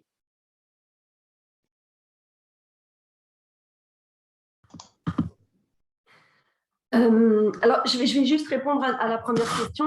Non, aucun changement depuis la décision du Comité international des droits de l'enfant, pas même un accusé de réception, puisqu'évidemment, je n'ai pas manqué de partager et de communiquer à l'Élysée au Quai d'Orsay cette décision, qui n'a donc amené aucun commentaire ni aucun sursaut dans cette politique lamentable du cas par cas. Sur la prise en charge de la radicalisation en France, je veux juste quand même souligner qu'un quartier d'évaluation de la radicalisation et de prise en charge de la radicalisation est ouvert dans la maison d'arrêt des femmes de Rennes depuis des mois, et que pour y aller régulièrement, je constate le travail phénoménal qui est fait. C'est-à-dire que ces femmes rencontrent des référents cultuels, des éducateurs, des psychologues, des formateurs. Il y a un travail assez exceptionnel de réaliser. Et ce que je constate aussi, voyez-vous, c'est que certaines expertises médico-psychologiques et psychiatriques font état du choc post-traumatique dans lequel se trouvent ces femmes. Je ne suis pas en train là de jouer la carte de l'angélisme, ce n'est pas ça.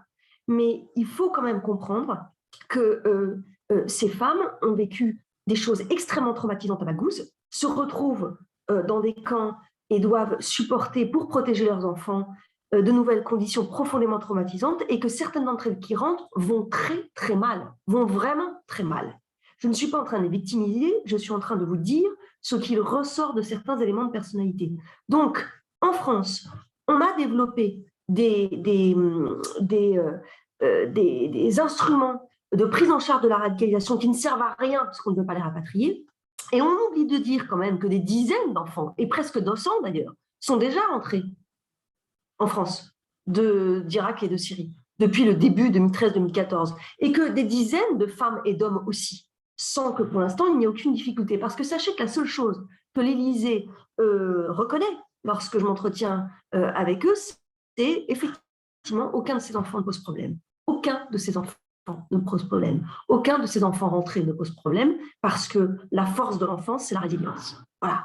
Et que ça a toujours été prouvé, établi, et que la prise en charge en France est assez exceptionnelle, et parfois même on sombre un peu dans le trop de prise en charge, et qu'on ne laisse pas assez l'enfant respirer. Mais voilà, sur la radicalisation, il n'y a pas d'opération miracle, il n'y a pas de solution miracle, mais en tout cas, il y a des prises en charge qui existent et qui ne servent à rien puisqu'on décide qu'elles ne rentrent pas. Quant à, j'en termine, la prison au foyer de radicalisation en France, je ne peux plus l'entendre parce qu'en comparaison, les camps de Roche et Allol, bonjour.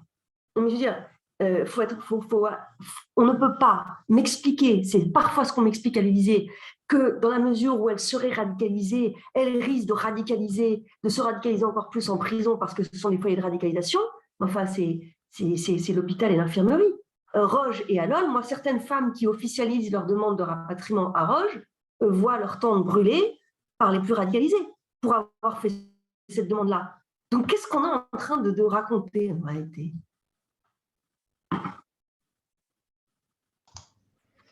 Merci, Maître. Maître Lazo. Gracias. Solamente era decir que en relación al tema de la radicalización, yo creo que lo que se pierde de referencia es que la gente que se fue a Siria venía ya radicalizada de Europa. O sea, es en Europa donde se ha radicalizado esta gente, no en Siria. Entonces, el problema lo tenemos aquí, no está allí, ni en los campamentos. El problema lo tenemos aquí, en las webs, en ese tipo de sitios, pero no en Siria.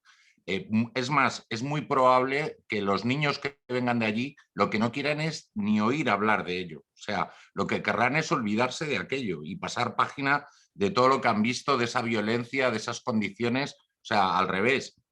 Y realmente aquí lo que tienen es familias que han visto cómo se han ido hijos y cómo han muerto allí, que han visto cómo han sufrido sus hijas y sus hijos allí en Siria o cómo han fallecido la mayor parte, y lo que quieren al revés es proteger a sus nietos, y lo que tratarán es de evitar que se relacionen con absolutamente nada que suene a radical, porque es que ya han perdido hijos y hijas y familiares por culpa de eso. Entonces, yo creo que realmente el hablar de radicalización en realidad es hablar de un miedo que no está justificado. O sea, ese miedo lo podemos tener en Europa, pero lo podemos tener con respecto a los ciudadanos europeos que se radicalizan aquí, no respecto a la gente que viene de allí, desde mi punto de vista. Gracias.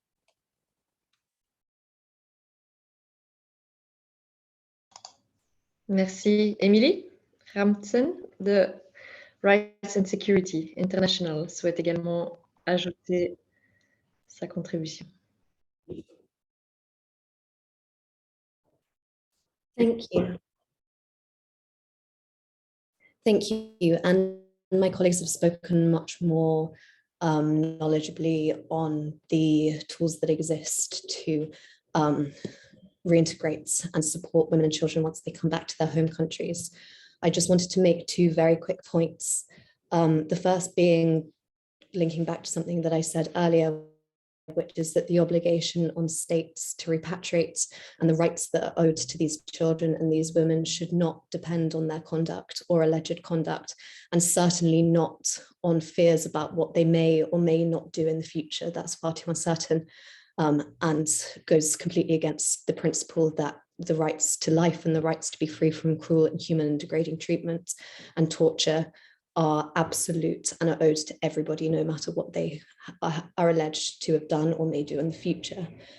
And the second point I would like to make is that by focusing too much, or if states themselves, EU member states, are saying that they can't bring back children because of concerns about radicalization, that this arguably strays very close to a situation whereby states are victim blaming. They're blaming children for the trauma that they may have suffered and the ways that they may react or the characteristics that they may display as a result of that. And that's something that I feel European member states should be avoiding.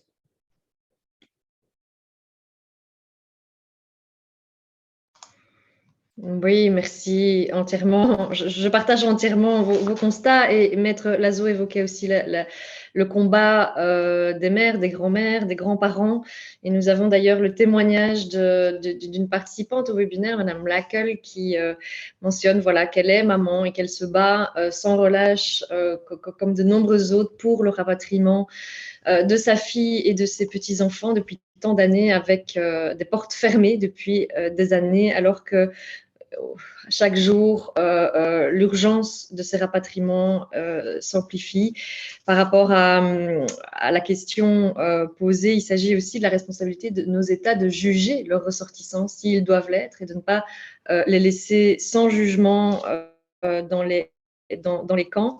L'un d'entre vous évoquait aussi la demande pressante des autorités kurdes que les États européens prennent leurs responsabilités et assurent le rapatriement de ces personnes, parce que les conditions sur place ne permettent pas d'encadrer correctement l'ensemble des ressortissants européens. Et donc là, je laisserai aussi à Raviert, qui va dans quelques minutes faire la conclusion de ce webinaire, mais peut-être dire un mot là-dessus, puisque Raviert a aussi été en contact très récemment avec un représentant des autorités kurdes et qui confirme réellement voilà, cette pression-là. Et donc, la réponse que l'on a, et je répondrai de cette manière-là à une des questions qui a été posée par Nouria Bordes, qui demande quelle est la compétence finalement de l'Union européenne là-dedans. L'Union européenne peut-elle prendre des sanctions à l'égard des États membres qui ne rapatrient pas, qui ne prennent pas leurs responsabilités vis-à-vis de leurs ressortissants? Eh bien, c'est toute la problématique. Nous interpellons bien évidemment la Commission européenne, qui reste constante dans ses réponses, à savoir que le rapatriement est du ressort des États membres, que c'est une compétence des États membres. Et que là où la Commission européenne peut intervenir, c'est pour être facilitateur, apporter un soutien dans l'organisation des rapatriements, un soutien à la demande des États membres.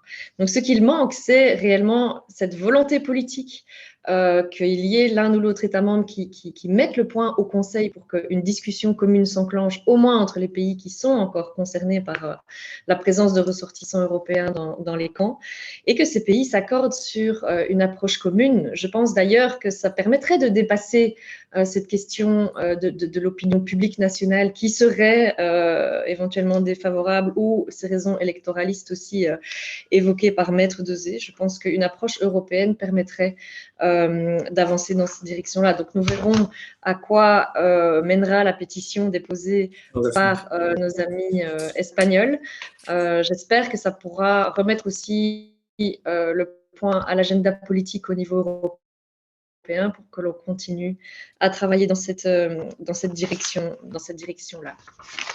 Je pense que nous arrivons tout doucement à l'heure des conclusions de notre webinaire. Je vais donner la parole à Javier Nart, et on remercie Javier pour ton implication également dans cet important dossier, pour faire la conclusion, qui ne sera pas une conclusion évidemment définitive, puisque nous restons toutes et tous mobilisés et nous continuerons à travailler ensemble pour rapatrier les ressortissants européens, les mères et leurs enfants le plus rapidement possible. C'est notre souhait en tout cas. À très bientôt et un grand merci pour vos interventions.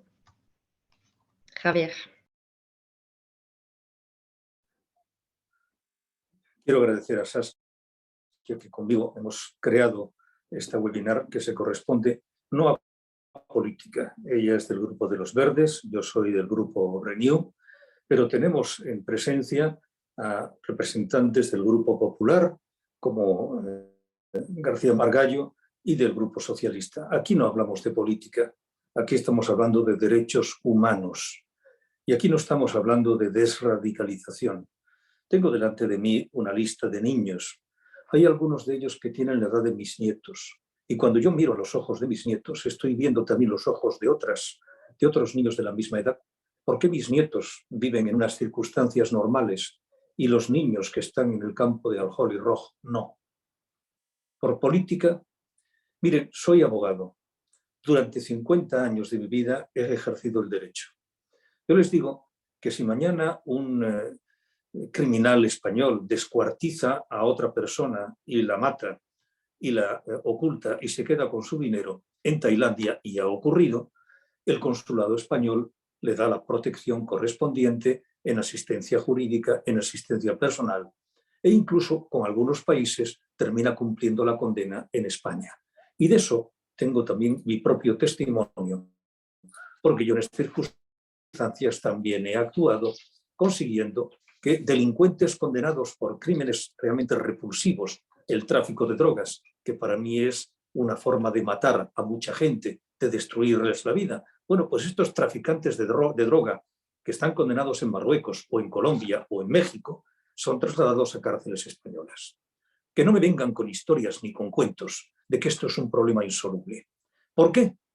Porque no hace tantos días yo he estado en la frontera de Ucrania con Polonia y había pasado por allí un convoy organizado y muy bien organizado por nuestra embajada, la Embajada de España en Kiev, que evacuó a casi un centenar de españoles desde allí. Y cuando llegaron a Varsovia, se les organizó por la Embajada Española en Varsovia un avión para ser trasladados a Barcelona.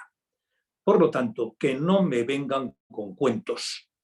Que el problema de que no se puede actuar en repatriación, tengo el testimonio de hace muy pocos días. Y sobre todo, hay algo que es profundamente repugnante, y es que se introduzcan elementos de política cuando estamos hablando de niños, con independencia de que es evidente que se puede realizar esta actuación porque existe la Convención Internacional de los Derechos del Niño o la ley española, y sobre todo hay algo fundamental. Lo que no está prohibido está permitido. Otra cosa es que nuestro gobierno mire hacia otro lado, y los gobiernos europeos también. Pero hay un caso extraordinario. España, junto con Portugal, es el único país de Europa que no ha repatriado ni a una sola persona, ni a una sola. Cuando se nos dice, bueno, esto es un problema complejo, yo escribí 6 cartas a los ministerios de Asuntos Exteriores y el Ministerio del Interior. Y de estas 6 cartas que como eurodiputado envié, indicando que existía una situación extraordinariamente grave que afectaba a niños en un territorio del noreste de Siria, a Dios gracias conseguí una sola contestación, que es esta. Y esta es una contestación del gabinete del ministro del Interior, del señor excelentísimo señor Marlaska. Y me dice que en relación con su escrito del pasado 29 de octubre y posterior correo electrónico, porque hubo que repetirlo, en el que traslada al titular de este departamento su preocupación por la situación en los campos, me dice que le expreso, en primer lugar, el sentimiento compartido de preocupación. Caramba, ya tienen sentimiento. Y después, que como bien indica el ministro del Interior, ya tuvo ocasión de mostrar públicamente la sensibilidad máxima que supone este asunto para este departamento ministerial, motivo por el cual está trabajando en el marco de la Unión Europea para una respuesta común a esta cuestión. Respuesta que asimismo ha de ser coordinada con otros ministerios que, al igual de este departamento, son plenamente conocedores de las difíciles circunstancias que concurren en este asunto. Magnífico. Observen ustedes cómo lo que nos dice el ministro es que esto se hace dentro del marco de la Unión Europea. Y si se hace dentro del marco de la Unión Europea es porque puede y debe hacerse dentro del marco de la Unión Europea. Pero lo que no puede ser es que tan profundo sentimiento que afecta realmente la sensibilidad de su excelencia el señor ministro les lleve a 3 años de tener esta gravísima preocupación, cosa que yo supongo les debe quitar el sueño.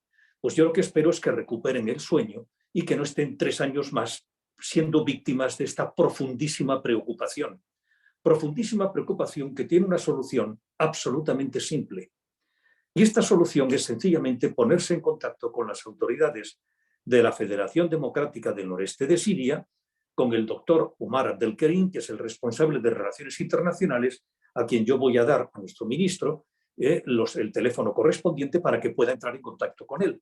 Y si entra en contacto con él, va a recibir la contestación que yo he recibido. O sea, vengan ustedes, identificamos a los españoles y se los pueden llevar absolutamente a todos. Porque lo que quiere la Federación Democrática del Noreste de Siria es que los europeos tomen su responsabilidad y recuperen a sus nacionales.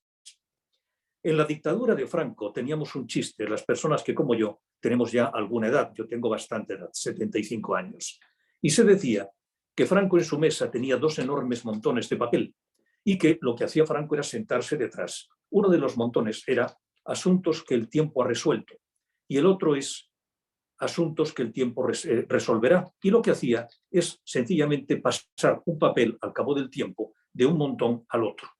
Bueno, yo supongo que nuestro gobierno no practica o no debe practicar esa broma que se decía, ese chiste que se decía de la mesa de Franco, pero después de 3 años uno tiene que pensar que las cosas van por ese derrotero.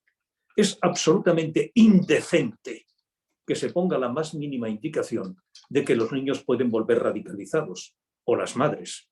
Si vuelven radicalizados y cometen algún delito en el momento en el que sean imputables, se les coloca directamente ante la justicia, porque esa es la obligación que tiene de hacerse. Lo que no se puede hacer es esos niños que son como mis nietos, que se queden en esa situación, en un lugar que además conozco bien. La zona de Deir ez-Zor es una zona al este de Deir ez-Zor, entre Deir ez-Zor y la frontera iraquí, con un calor brutal en verano y unos fríos durísimos en invierno, y todo eso en un campamento de barro en tiendas de campaña.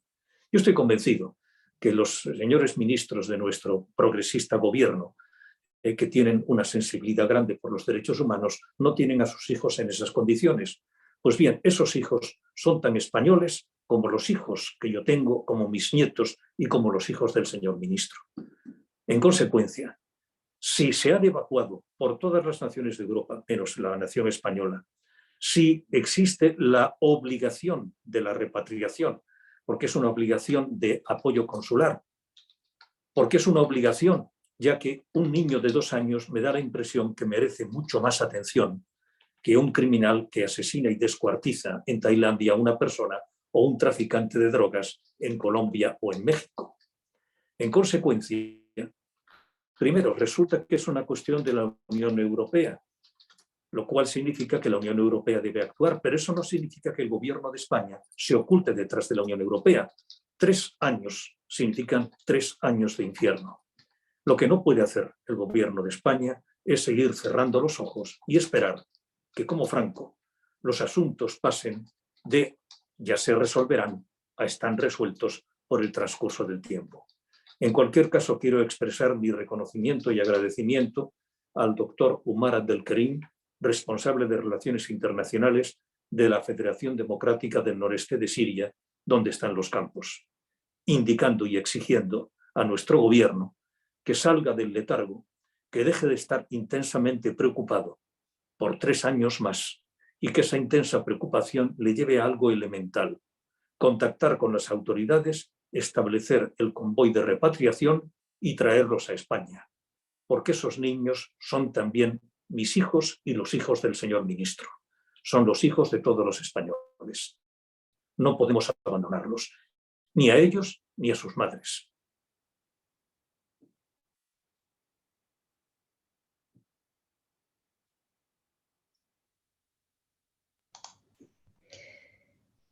Merci Javier. Sur ces mots, nous allons conclure notre webinaire. J'ai tenté de répondre dans le chat aux dernières questions qui sont parvenues après que j'ai ouvert les conclusions. Évidemment, c'est un sujet sans fin qui ne sait pas être conclu là aujourd'hui, mais je remercie encore l'ensemble des intervenants et tout ce que vous faites quotidiennement pour assurer le rapatriement. Je suis certaine que nous allons continuer à avancer vers le rapatriement des enfants, et nous continuons le combat au niveau européen pour essayer qu'un minimum de coordination et d'attention politique évolue, en tout cas au niveau notamment de la Commission européenne, pour rentrer dans des rapatriements effectifs. Encore merci à toutes et tous, bonne continuation et nous nous reconnecterons bientôt. Au revoir, merci.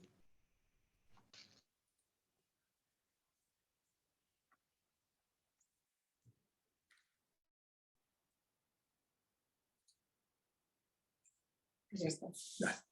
Lo ha capitalizado ella, lo cual me parece muy bien y yo estoy feliz de que haya hecho.